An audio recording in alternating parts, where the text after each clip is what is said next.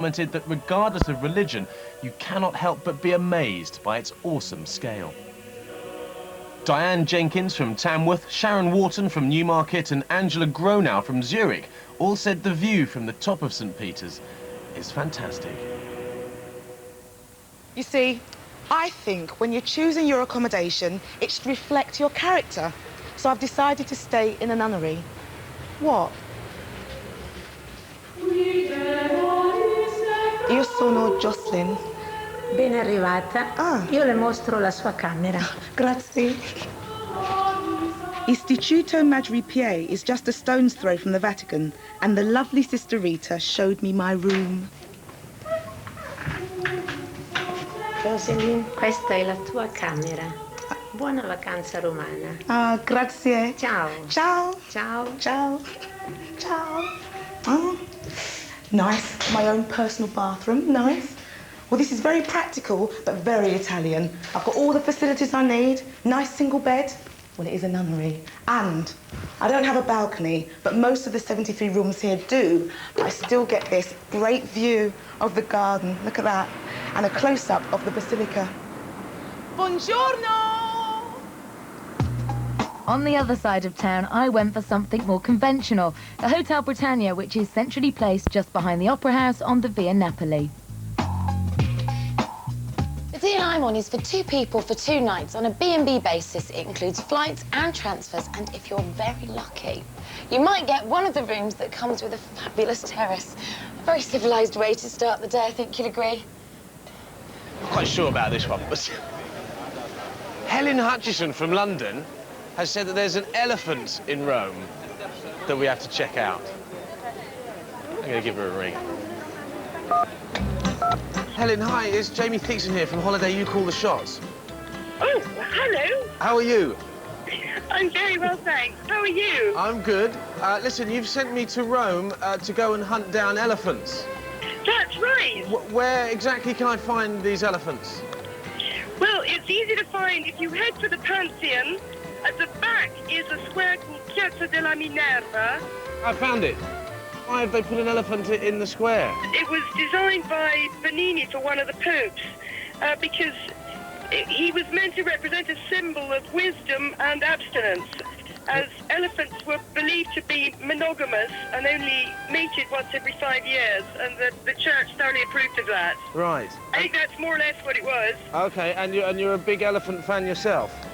I just really love his wrinkly bottom and his cheeky expression. I think he's adorable. I think he's the best statue in the whole of Rome. Well, thank you so much for letting me know about it. I think I would have missed it if you hadn't have told me. Oh, well, I'm glad you found it and I'm glad you like it. Okay, thanks very much, Helen. Not at all. Bye. Okay, bye.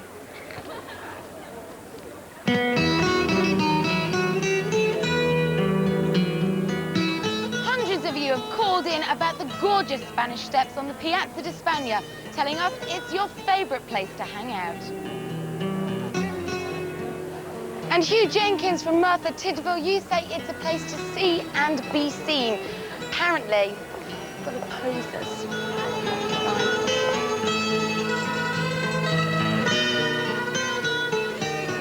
Now indulge me, because some sights are worth seeing twice, and I found a beauty.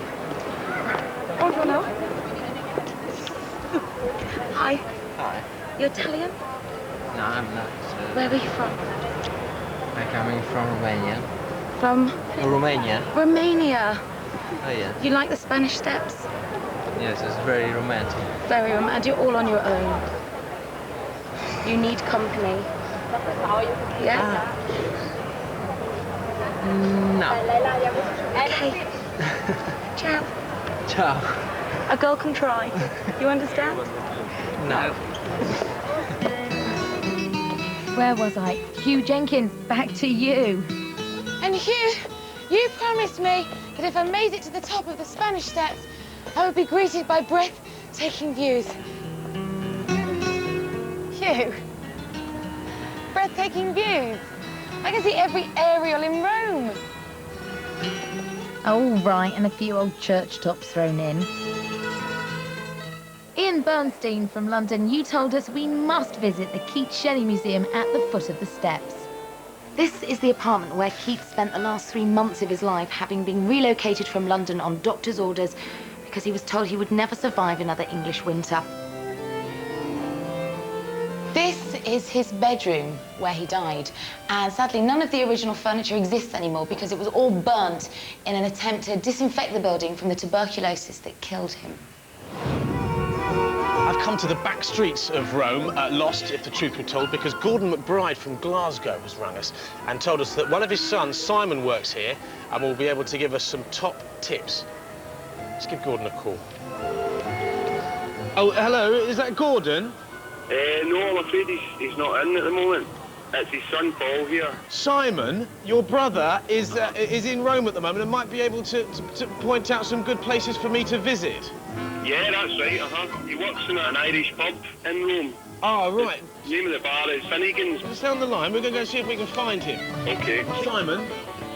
Sorry, I've just got Paul, your brother, on the phone. I think I've found him. Right. Have you got a message for him?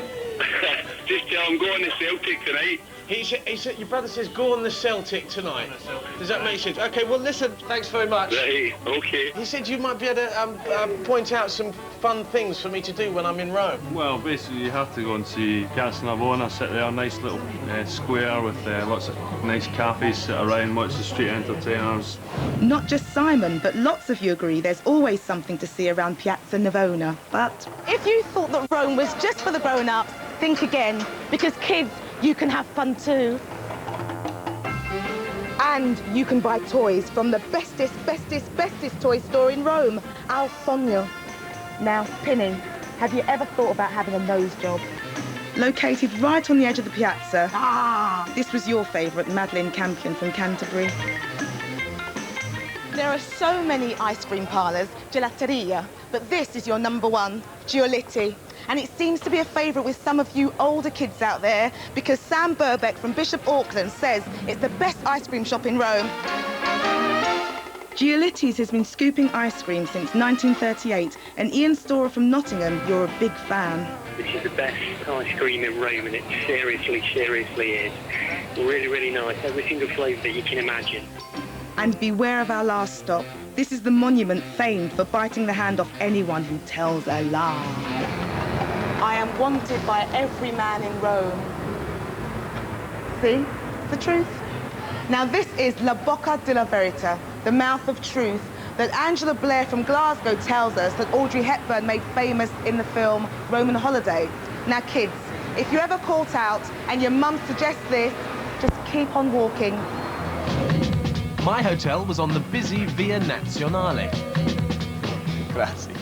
Since it opened its doors in 1865, it's had many illustrious guests, like the Grand Duchess Catherine of Russia, the Marquis de Medici, Giuseppe Verdi, and the rooms are lovely. They're elegant, they're palatial, and I tell you what, the view is just as pretty.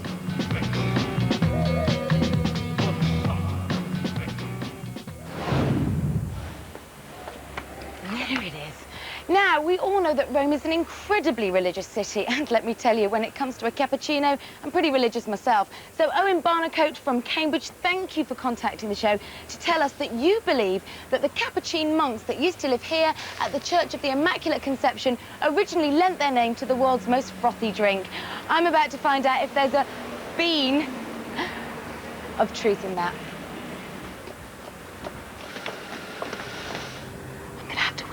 Because people are praying. Do you speak English? No. The Capuchin monk, he's responsible for the name of the coffee. The name, cappuccino. Sì. The Capuchin monk. Sì? Sì, latte e caffè viene chiamato cappuccino. Sì. Ma il detto del cappuccino è perché loro portano un cappuccio molto piccolo fino a questa altezza qui. E allora i ragazzi, i bambini, quando li vedevano dicevano ecco gli uomini col cappuccio piccolo, gli uomini col cappuccio, e così è nato cappuccino. It's true. These monks, they gave cappuccino its name. Sì. Grazie. Well, Owen, you were right. So you've been on your feet all day, you've been shopping and sightseeing, and now you're whacked But if you want to keep up with the vibe of the city, you've got to wake up and smell the coffee, baby. Buongiorno. Buongiorno. Uno caffè corretto, caffè freddo, caffè lungo, caffè macchiato, caffè monicella, caffè ristretto, e caffè hard, per favore. Perfetto. You notice there's no cappuccino there. We don't do that here after 11. With 7 types of espresso alone, the locals here take their coffee drinking pretty seriously. But you lot have managed to uncover one of their best-kept secrets, Caffè Sant'Eustachio. Ah, this'll wake me up.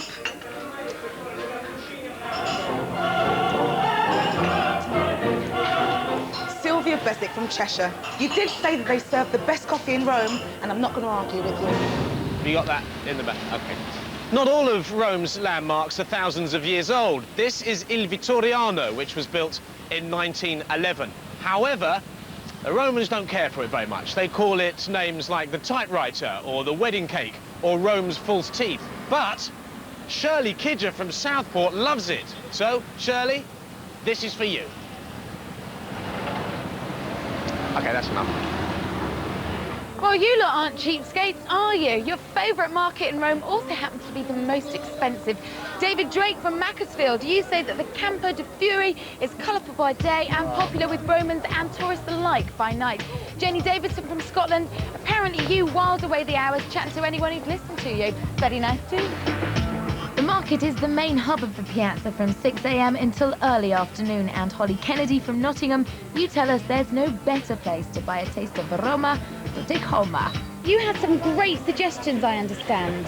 It's a lovely vineria, a little wine shop that, yeah, you can get a good glass of wine there, and some lovely bakeries and butchers. Brilliant, I can see the vineria, but I've also wandered by, it's a Roman bakery, is that the one you're talking about? Yes. It looks fantastic. What should I buy when I get there? I'd say definitely pizza bianca. Posso bere bianca pizza? Sì. Por favore. A traditional dish served from the forno, which translates to the oven, one of Rome's most famous bakeries. Straight from the oven. That's all? That's all. Okay. Thank you. Grazie. Thank you. Grazie. Via Condotti is Rome's answer to Bond Street, which attracts crowds of tourists, wealthy customers, and occasional pickpockets. Well, knock me down with a Prada bag. Not only is this the most fashionable and chicest place to shop, but Via Condotti is also famous for its clientele. I am talking Sharon Stone, Gwyneth, because we're mates, and Jenny Lopez. So if you say that I should be here on this hallowed ground, then who am I to argue? Let's shop! Take a close look at the designer label prices. You may well find a few bargains, as clothing is often up to a third cheaper in Rome.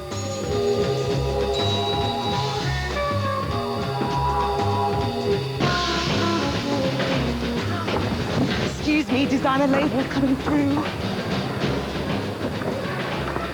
What? These bags cost me a fortune. Well, so many of you said that I couldn't come to Via Condotti without checking out this place, Caffè Greco. You said that it was stylish with lots of character and they do great espressos. In fact, the Greco was your #1 cafe. Now, I know what you're thinking. What have the Romans ever given us? Well, some cracking restaurants for a start. And in this little side street near the Spanish Steps is your favourite, the Marguta. And surprisingly, it's vegetarian.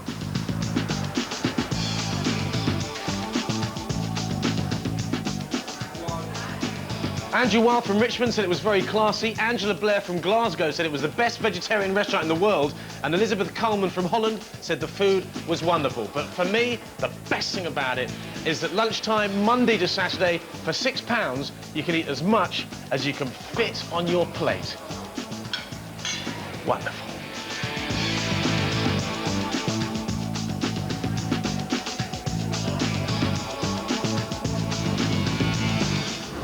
This is a bit of a special one. I'm at the Via Boncompagni in Rome to check out St Patrick's Church for Sharon Hardy, who's called into the show to tell us that she's getting married here next May.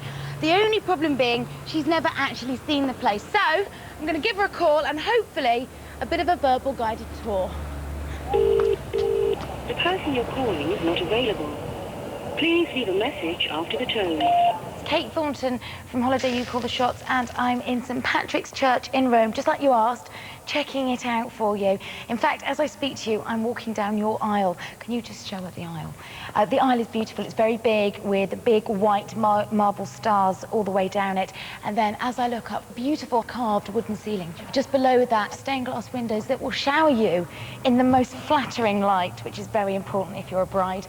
And then as I turn around, wow, the piece de resistance. You are going to be so happy because you will be exchanging vows under a beautifully detailed mosaic dome. From everybody at the show, lots of love, luck and happiness with your big day. And let us know how you get on. We'll speak to you soon. Bye-bye. What about this one? Yeah, that looks good. Actually, can you get Kate on the phone, Joss? Yeah? What for? Well, there's must be 1,000 fountains in Rome. Another fountain. Oh, yeah, she'd like that. And we got this request from somebody who says, find a fountain with a big... Find a fountain with a big nose.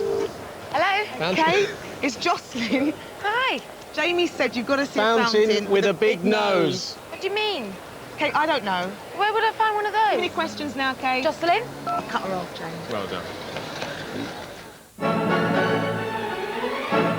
Nearly every piazza in Rome has a fountain, and you all have your own particular favourites. In all, there are 3,500 to choose from. And for those of you with an eye for the beautiful, you tipped us off about this, the Fontana Naiadi, which to you and I means cavorting nymphs and sea monsters. Built in more conservative times, its Art Nouveau nymph sparked off years of controversy before locals finally got fed up and unveiled it themselves. But beauty isn't always at the top of your list because... This is Big Nose, the smallest of the fountain family, and unlike its decorative big brother, this one serves a purpose. It's a drink water fountain, and there are 2,000 of them dotted all over Rome. And I'm told that there is a technique involved in this. So, what you do is you plug the bottom, and you can drink from this, and it prevents you getting it all over your face.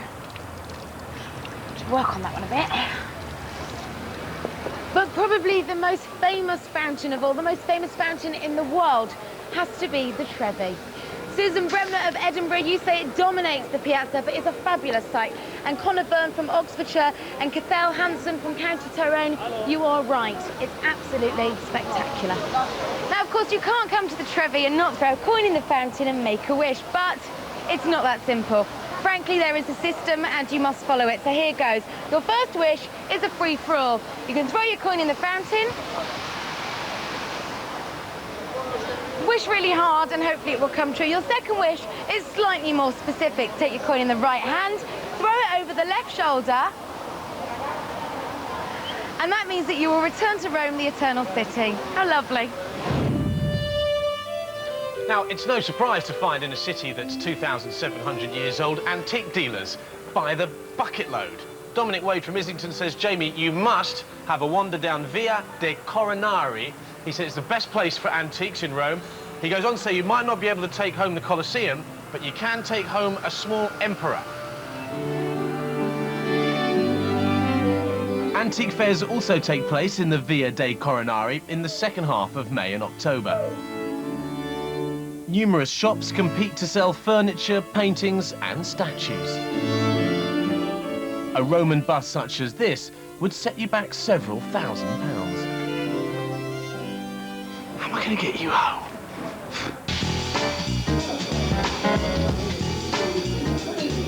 All dressed up but nowhere to go. Until now. Listen to this, we've had loads of calls about this. Stephen Roach said that we have to check out the Trastevere area. Apparently it's very cool, very hip place to hang out. Oh, that's me. You know that's me. Every time, Jocelyn Jee. Your mission, should you choose to accept it, it's a nighttime... Oh, you'll like this. Yeah.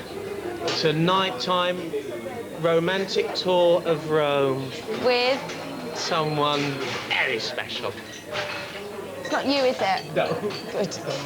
And where are you going? Well, I have a very special date with a girl called Juliet.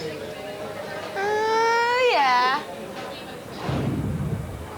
So, someone special, Jamie said. A real stud, I thought to myself, and we were both right. This is Bippo, my date for the evening. He's going to be showing me Rome and romance. The Spanish Steps by night. What a great start. Rome by night was something you told me I just couldn't miss. This is the Pantheon. This is the best preserved of the ancient buildings in Rome. Steve Lineker from Southampton, you call the Pantheon surreal and stunning, and you're not wrong. And besides being romantic, you also tell us that sightseeing by night means you avoid the crowds.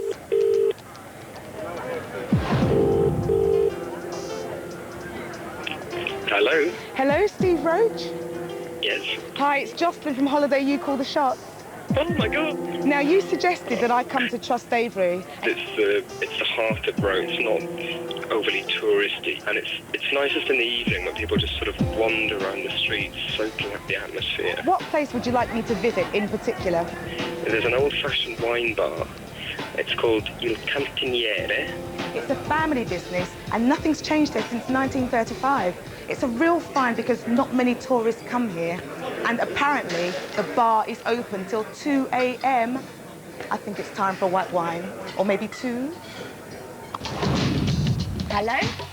Hi, Kate, it's Jilly Goulden. Hello, Jilly, how are you? Well, listen, I sent you all the way off there, or let you go, without telling you what to blooming well drink. Oh, and if anybody knows, it's you, Jilly. So what do you recommend? Frascati. A good They're good Frascati. local wine. Or if you want something fizzy, why don't you have a Prosecco with peach juice and make it into a Bellini? Oh, that sounds good. I do feel a long night ahead, Jilly, so any other suggestions would be extremely As long as it's welcome. light on alcohol, Aztec Command, it's sweet, it's fizzy, it's delicious. Grazie. Di nada. Well, looks like I could be here for some time. Jilly Goulden, as I work my way through this, I salute your good health.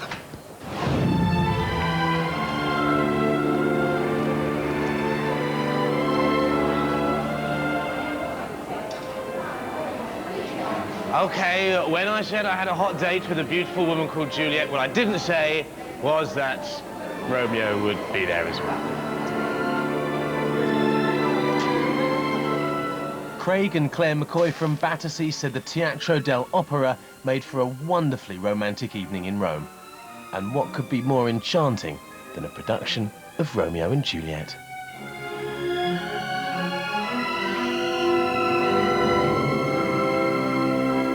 Make sure to ring in advance to see what production is showing, as the theatre also features opera. Seats will set you back between £10 and £55.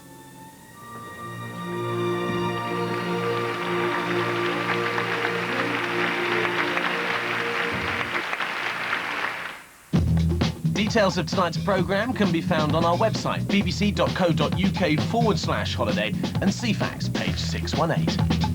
Sadly, we've come to the end of the series, but a huge thank you for everyone who's been in touch with the show and literally told us where to go. Yes, thank you. We've had over 500,000 hits on our website and literally thousands upon thousands of phone calls. And you certainly kept us busy because we've travelled nearly 500,000 miles. Oh, yeah. We've reunited people. We've made them laugh. We've made them cry. We've even had a marriage proposal on the show. That is true, but we will be back at your personal disposal with a very special Christmas edition of Holiday You Call the Shots. But how can we get excited about Christmas when Peggy is depressed and can't face the punters in the Vic, Mr. Davies keeps bothering Laura, and Janine is on the lookout for a new home? Yep, from Rome to Wolford Square. Stay tuned, it's EastEnders next. So, until the next Holiday You Call the Shots, goodbye!